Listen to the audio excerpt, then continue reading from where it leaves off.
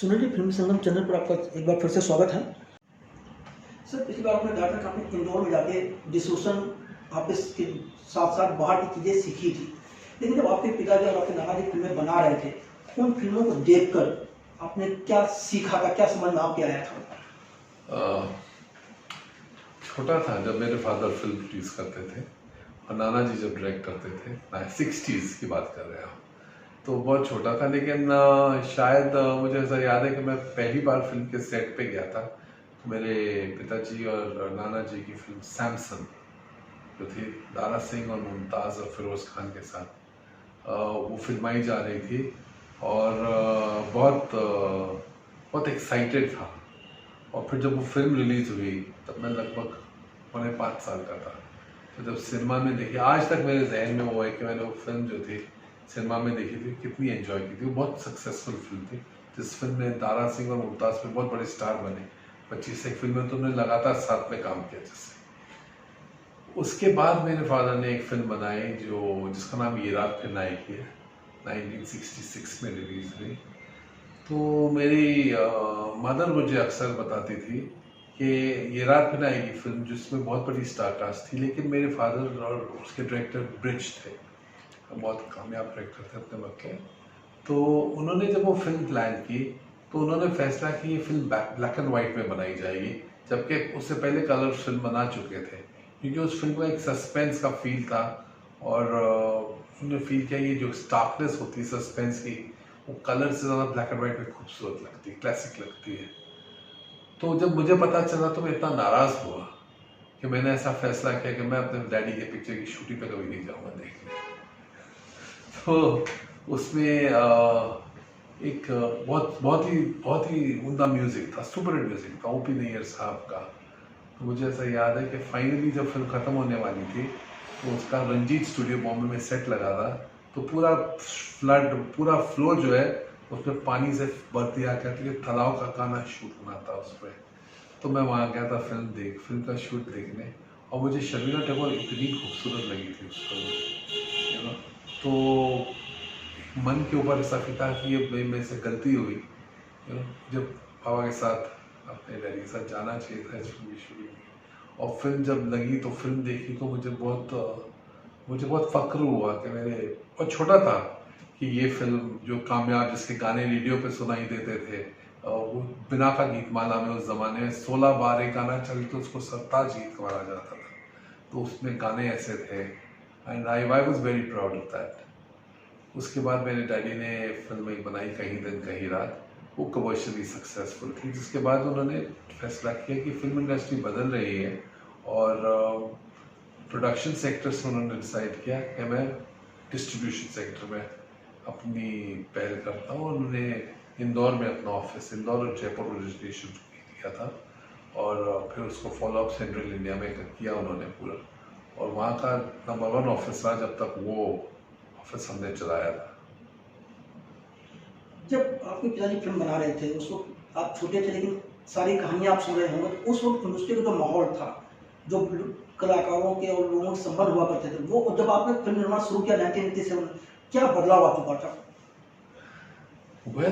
जब मैं 1960s की एंड की बात कर रहा हूँ, कि तब तक बहुत छोटा था, जब समझ आनी शुरू हुई, समझ थोड़ा जल्दी आनी शुरू हुई ऐसा लगता है।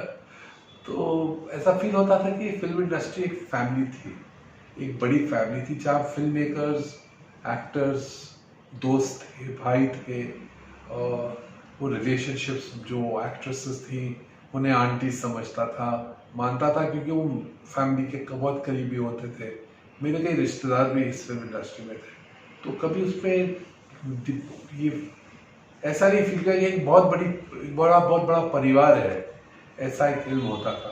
कई आज मतलब मेरे से पहले जो फिल्म मेकर आए उस दौर के बाद के, जैसे, तो वो सब कहीं ना कहीं जो है ना, उन्हें अपना बड़ा भाई समझता था, और हमेशा बस तो एक्साइटेड, हमेशा ख्वाब देखता था कि एक दिन जो है ये इज्जत, ये शान, ये अरमान मेरे भी पूरे होंगे और मैं भी फिल्म मेकर बनूंगा।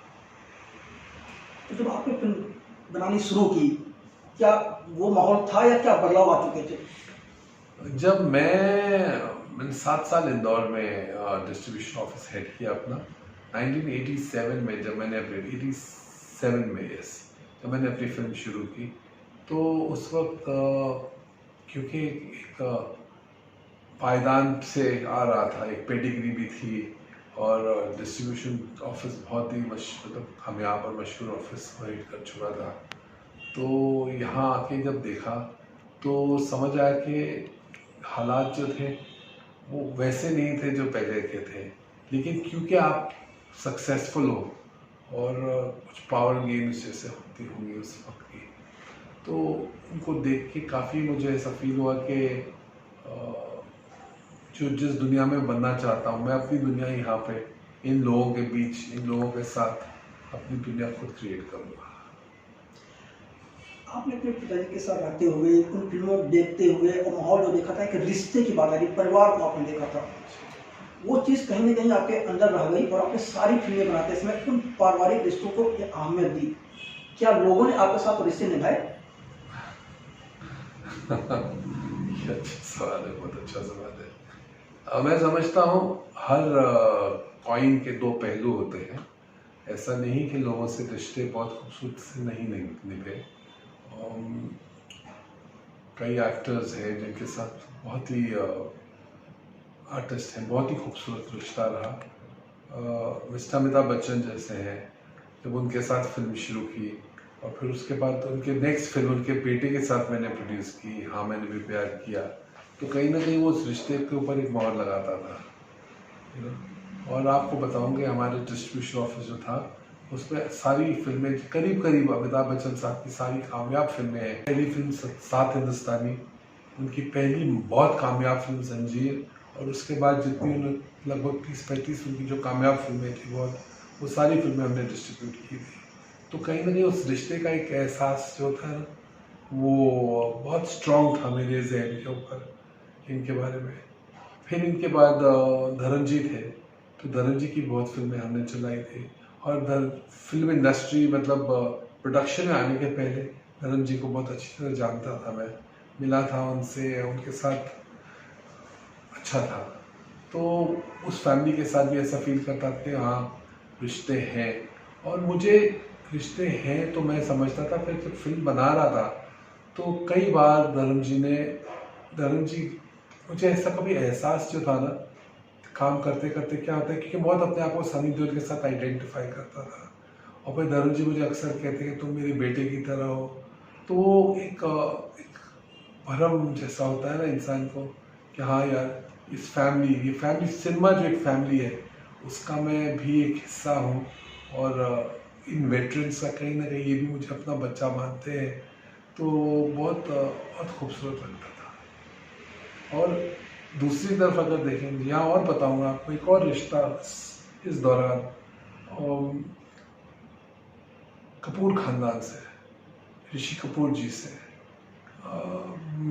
हमने उनके साथ मिलके एक फिल्म की थी लैला मजनू डिस्ट्रीब्यूट, और उससे फिल्म तो आती जाती है, लेकिन जो बॉन्ड्स जो छोड़ जाती थी तो बहुत क्या, हालांकि मैंने उनके साथ कोई फिल्म कभी बनाने का मौका नहीं मिला मुझे, लेकिन कपूर खानदान के साथ जो था मेरे पेरेंट्स का पहला रिश्ता, मैंने अपने बचपन में उनके यहाँ कई बार उनके घर गया, उनके यहाँ दावतों पे गया था जब 24-25 साल का 23 साल का था मेरे ख्याल से।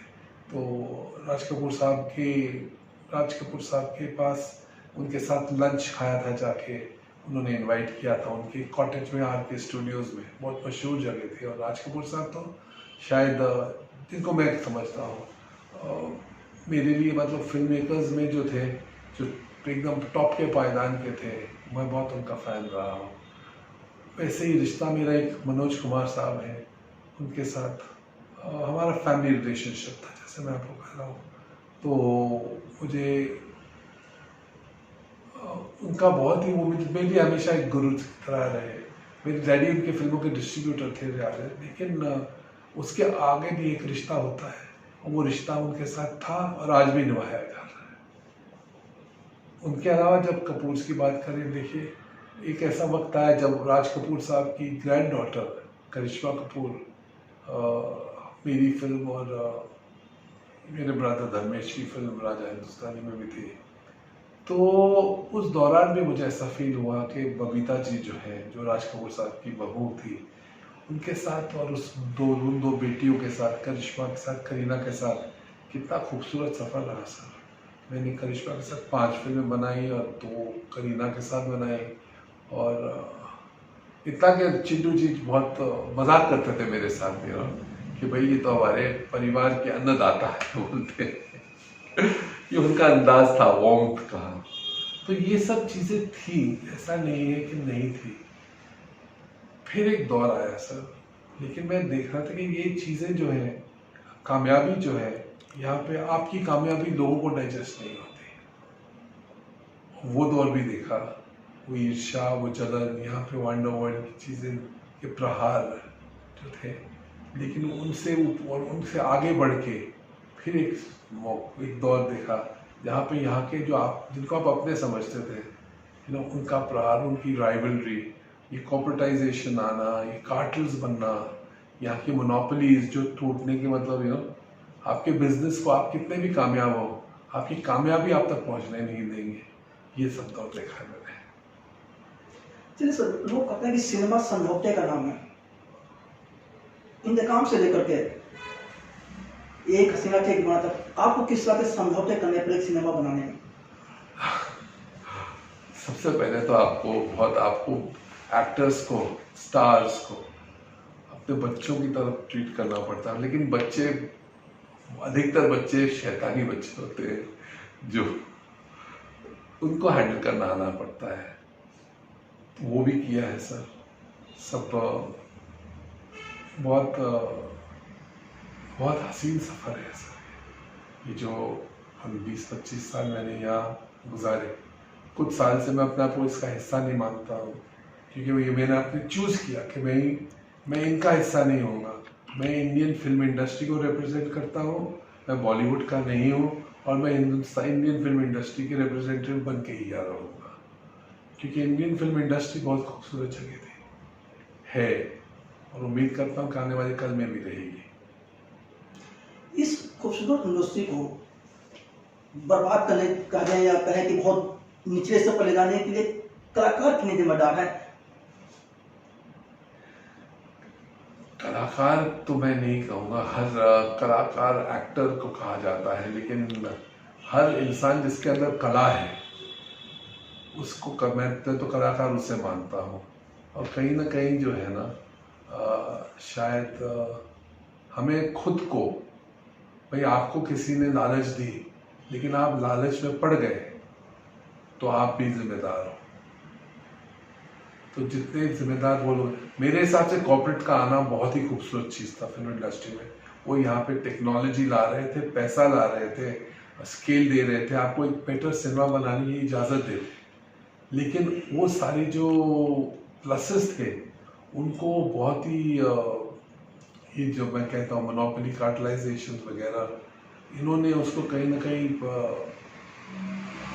स्क्वीज कर दिया, और इतना क्लोज कर दिया कि आप देखेंगे आज की डेट में कि जो फिल्म मेकर्स, या तो फिल्म मेकर एक्सपायर हो जाते हैं, मतलब जीते जी उधर फेज आउट हो जाते हैं, वो नहीं था।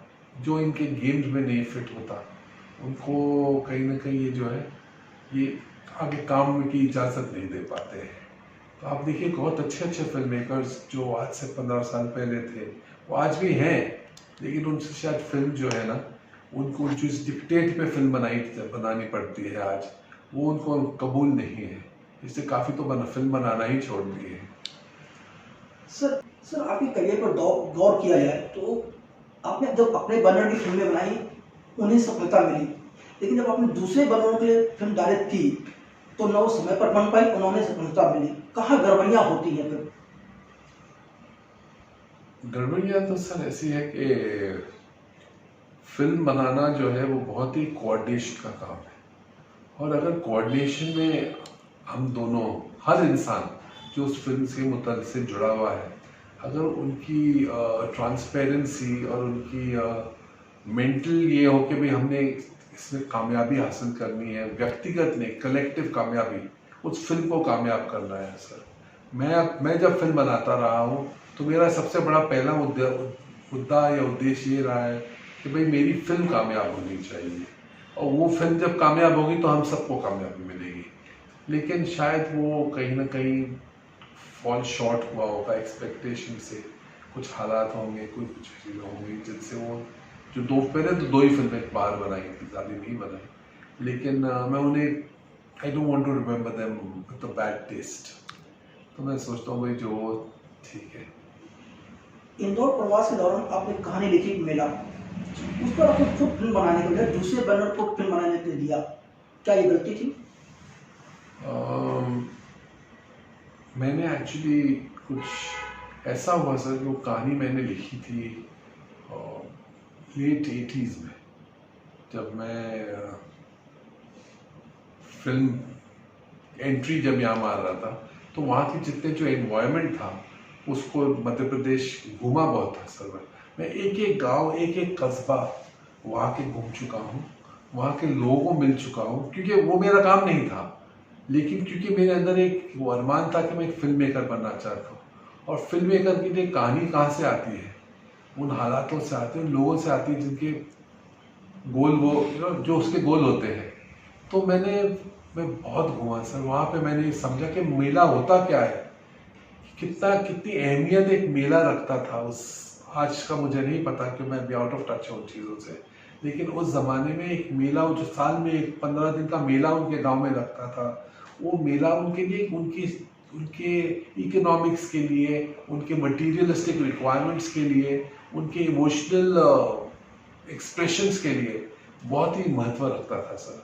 तो उस मेले को पकड़ के अपने दिमाग में मैंने उससे सेंट्रिक एक कहानी लिखी थी, मेला। वो कहानी एक्चुअली उसके बाद धर्मेश और आमिर ने वो फिल्म शुरू कर ली थी और उन्होंने बनाई वो फिल्म। तो उन्होंने वो मेरा जो आइडिया था, वो उस आइडिया को सुना हुआ था, तो उनको कहानी चाहिए थी। आमिर ने बहुत ही सिंसियरली रिक्वेस्ट किया और वो कहानी मुझसे मांगी, तो ना बोलना जो है वो गलत होता था। और उसकी इल्तिजा इतनी प्योर थी कि उसने जब मुझे एक चिट्ठी लिखी और रिक्वेस्ट करने कहा, मैं ज़िंदगी में अगर तुम्हारे लिए कुछ भी कभी कर पाया तो मैं उसे अपना सौभाग्य समझूंगा। तो जब एक इंसान इतनी सिंसेरिटी और ऑनेस्टी के साथ आपको और उसके क्रेडेंशियल्स भी ऐसे थे, तो मैं सोचा भाई ठीक है भाई, आप बना रहे हैं तो बनाते रहिए। मेला को असफलता क्यों मिली थी? क्योंकि मेला की कहानी में जो कहानी ओरिजिनल थी उसे स्टोरी आइडिया बना दिया गया, उसके ऊपर जो था रीवर्किंग किया गया। और मेरा असफल फिल्म नहीं है, सबसे पहले तो आपको कहूँगा, लेकिन जो मेला मेरी कहानी थी उसमें जो उन्होंने कुछ चेंजेस किए, वो चेंजेस एक्चुअली नहीं करने चाहिए। तो उन्होंने एक कैरेक्टर ऐड करने की कोशिश कर दी, जो कैरेक्टर सारी फिल्म को बदलता था। उसके अलावा जो उनकी कास्टिंग थी, वो फिल्म बहुत मजेवे स्टार्स मांगती थी और मजेवे परफॉर्मर्स मांगती थी। मेरा फिल्म में एक लड़की की कहानी थी जिसका नाम रूपा था, लेकिन जो उनसे हीरोइन कास्ट हो गई उस फिल्म में, वो कहीं ना कहीं वो उस कहानी की जो मापदंड और रिक्वायरमेंट्स की थी उस पर बिल्कुल पूरी नहीं उभरती थी। और वो मैं पहले दिन से मुझे पूरा ये विश्वास था, भरोसा था। हाँ, पर सिर्फ यही था कि मैं सोचा कि शायद धर्मेश दर्शन, जिसने करिश्मा कपूर से राजा हिंदुस्तानी में इतना खूबसूरत काम कराया, तो शायद वो इस लड़की से भी वो काम, ट्विंकल खन्ना जो थी उससे। लेकिन जब तक मैंने अक्सर उन मैडम के कुछ इंटरव्यूज सुने हैं और मैंने रियलाइज़ किया है कि शायद उसे अपने डायरेक्टर पे भरोसा नहीं था। तो फिल्म में कहीं ना कहीं जो करप्शन हो जाता है ना, वो हो गया था। या ये माना जाए कि किसी भी किरदार के जब गलत कलाकार का चयन होता है तभी फिल्म के बनने में या उसके परफॉर्मेंस पर असर पड़ जाता है? 100% पड़ जाता है, कोई डाउट ही नहीं है। उसको बचाना जो है, वो अगर फिल्म मेकर बहुत ही ज़्यादा शातिर हो तो ही उस फिल्म को बचा पाता है, वरना क्या। मेला एक बिजनेस वाइज एक बहुत कामयाब फिल्म है सर, लेकिन उसका परसेप्शन जो है फिल्म का, वो बहुत ही जब बोलते हैं ना, घर का भेदी लंका ढाए, जब उसमें जो लोग इन्वॉल्व है अगर वही उसकी बुराई करना शुरू कर दे तो फिर उसका क्या होगा। उसकी कामयाबी को भी नाकाम कर दिया। प्लेटफॉर्म बहुत तेजी से बढ़ रहे हैं, उसके अंदर क्या हो रहा है मुझे भी नहीं पता है, लेकिन आपको लगता है कि ओटीटी का सिनेमा पर कोई गलत असर पड़ रहा है? अगर सिनेमा अच्छा है तो किसी चीज का असर नहीं हो सकता उसके ऊपर। ये साबित हो चुका है कि भाई अगर कभी रिसेंटली पुष्पा फिल्म लगी है तो भी उसके सामने फिल्में आई, उसके ऊपर फिल्में आई, लेकिन वो फिल्म अच्छी थी तो ऑडियंस उसे देखने गई। तो भाई एक ही फिल्म का एक ही मेजर है कि वो फिल्म कामयाब हो, और उसे जो सारा जो सिस्टम है यहाँ का एग्जीबिशन सेक्टर, यहाँ का मीडिया सेक्टर, यहाँ के जितना, अगर वो उसे सही सपोर्ट करे तो फिर फिल्म जो है उसकी उसका बिजनेस जो है, और उसकी, मैं बिजनेस से ज़्यादा व्यूअरशिप समझता हूँ, व्यूअरशिप उसकी अनंत है सर। कि और मैं इसे कहता हूँ सर, जैसे मेरी फिल्में हैं जानवर, एक रिश्ता, अंदाज, दोस्ती, बरसात, ऐसी कई फिल्में हैं, लुटेरे, अजय, ये फिल्में जो है सर, ये अपनी फिल्म के फर्स्ट रिलीज से 20 साल, 21 साल, 22 साल, 15 साल बाद भी जो है ये ट्विटर पे ट्रेंड की है। 2020 दिसंबर में जानवर picture was the number 1 trender on Twitter. वो खुद ही एक रिमार्केबल आपको बताता है कि सिनेमा खत्म नहीं हुआ, सिनेमा मरा नहीं। आप इसे कितना भी रोकने की कोशिश करें, इसकी जो, अगर इसकी अच्छी फिल्म है, और अच्छी फिल्म का मतलब कौन सा, वो नहीं जो मीडिया 5 स्टार देती है, वो फिल्म जो कॉमन आदमी जो है उसके दिल तक कम्युनिकेट होती है। अगर वो फिल्म अच्छी है तो उसे कोई नहीं रोक सकता। आपको लगता है लोगों तक सिनेमा को पहुंचाने के लिए सोशल मीडिया एक सही माध्यम है? जी हाँ, बिल्कुल, हर मीडिया सही माध्यम है, बाशर्ता कि उसका दुरुपयोग न किया जाए। मैं समझता हूँ सोशल मीडिया का कुछ बहुत एक हद तक, आपको थोड़ा पीछे ले जाऊंगा सर।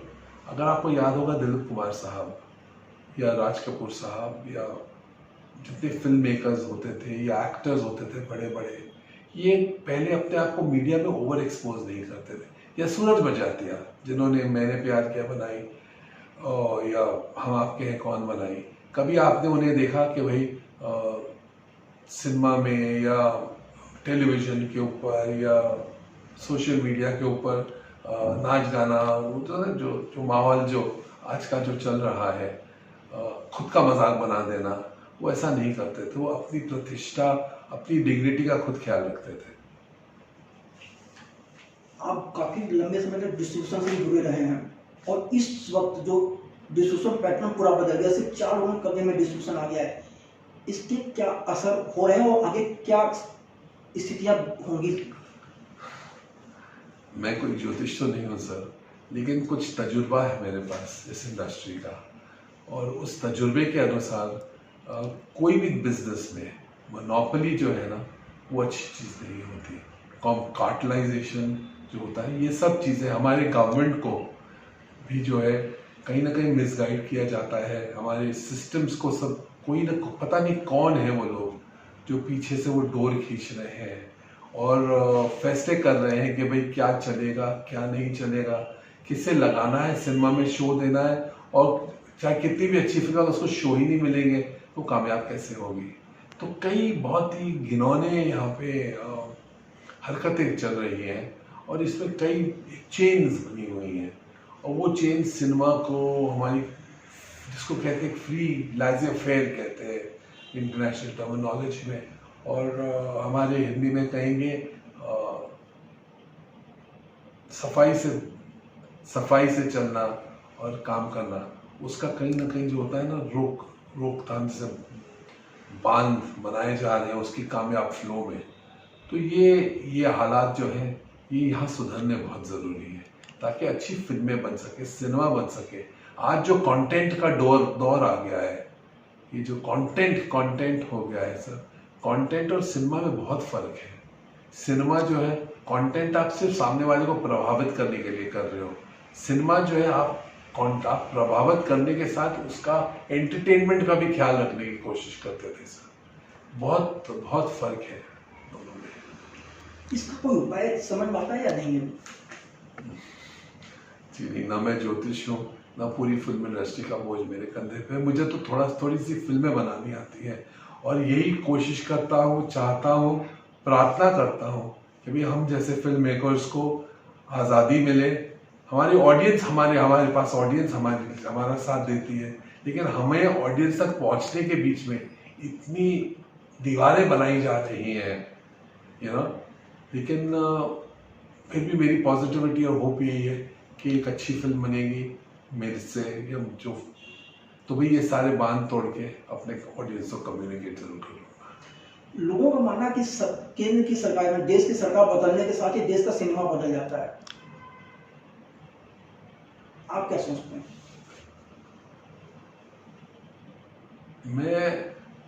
मैं देश की सरकार के बारे में तो मैं नहीं जानता, लेकिन मैं समझता हूँ कि समय के साथ सिनेमा जो है, जो आपकी सोसाइटी का पैटर्न है, वो सोसाइटी के पैटर्न के साथ सिनेमा बदलता है।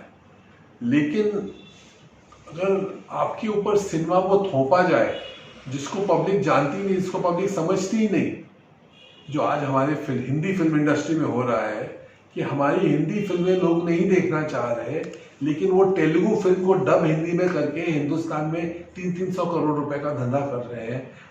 चाहे वो बाहुबली है, चाहे वो अभी पुष्पा आई है, और कितनी आप टेलीविजन पे भी देखें तो सिर्फ तेलुगु फिल्में डब चल रही हैं, कुछ अच्छी फिल्मों के अलावा, तो ये खुद ही एक आपको बता देती है कि भाई हालात आपके कितने बिगड़े हुए हैं।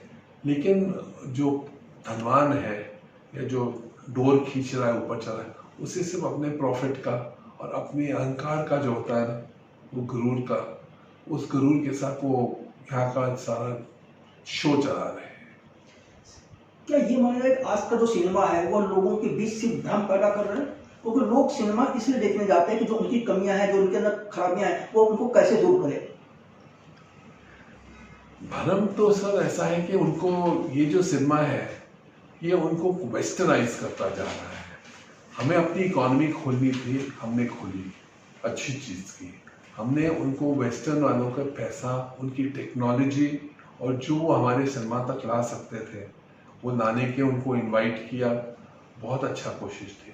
लेकिन आप अपनी सोसाइटी को अगर वेस्टर्नाइज कर देंगे तो आपकी सोसाइटी, जो हिंदुस्तान का कल्चर है, जो हिंदुस्तान की सोसाइटी है, अगर हम उसे खराब कर दें, अगर उसे हम करप्ट कर दें, जो हुआ है ये पिछले 10 साल 15 साल सिनेमा जिसने अपना राह मोड़ बदला है, वो कहीं ना कहीं हमारी सोसाइटी को डिस्टर्ब और इरोड कर देगा सर।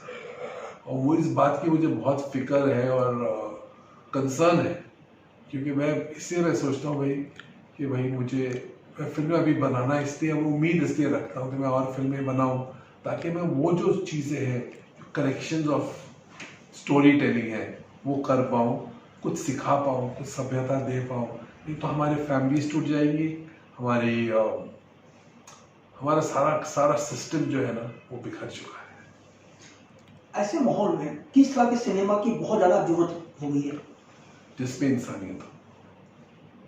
सिनेमा में इंसानियत जिसे कहता हूँ, कल्चर जिसे कहता हूँ, रिस्पॉन्सिबिलिटीज जिसे कहते हैं, वो चीज़ें जो पॉजिटिव एस्पेक्ट्स ऑफ लाइफ। हम नेगेटिविटी के ऊपर फिल्म बना नहीं सकते सर। नेगेटिविटी कुछ समय के लिए कामयाबी पा सकती है, सेंसेशनलाइज करना, झूठ बोलना और क्राइम को एक हद के पार उसको ग्लैमराइज करना, वो कहीं ना कहीं मेरे हिसाब से उचित नहीं है।